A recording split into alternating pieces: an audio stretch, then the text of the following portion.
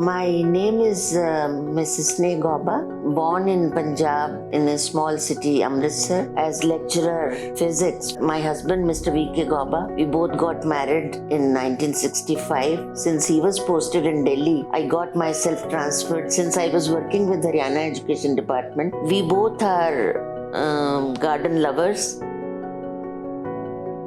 We both had passion for gardening. After we constructed 4-story house, we decided to have our garden on the roof. But as we were aging, it was difficult for us to climb. We had lift up to the 4th floor, but beyond that, that facility was not available, and it was getting difficult for us to go every day up and down on the terrace. So we decided to have a chairlift.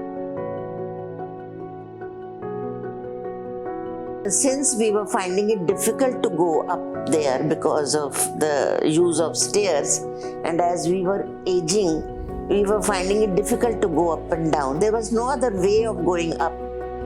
Somebody told us that since he had also seen chairlifts at some government buildings, even in some malls also, but that's a different kind of chairlift.